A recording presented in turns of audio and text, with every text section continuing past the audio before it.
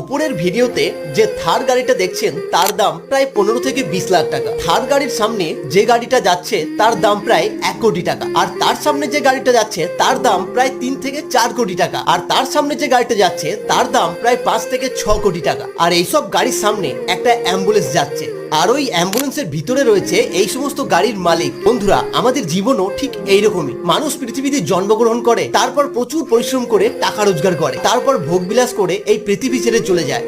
আর টাকা পয়সা গাড়ি বাড়ি সবকিছু কিন্তু পড়ে থাকে, কিন্তু এই পৃথিবীতে জন্মগ্রহণ করার সময়ও হসপিটালে টাকার দরকার হয়, আর এই পৃথিবী ছেড়ে চলে যাওয়ার সময়ও টাকার প্রয়োজন হয়। তাই প্রতিটি ব্যক্তির প্রচুর টাকা উপার্জন করা অত্যন্ত প্রয়োজন। মরতে তো একবারই হয়, কিন্তু বাঁচতে হয় ডেলি। তাই জীবনে বাঁচতে হলে রিল্যাক্সে বাঁচুন। তাই জীবনে এত টাকা কামান যাতে আপনি ভালো খেতে পারেন, ভালো পড়তে পারেন এবং ভালো ভালো জায়গায় ঘুরতে যেতে পারেন। কিন্তু টাকার পিছনে এতটাও দৌড়াবেন না যাতে আপনি ওইসব কিছু উপভোগ করতে ভুলে যান।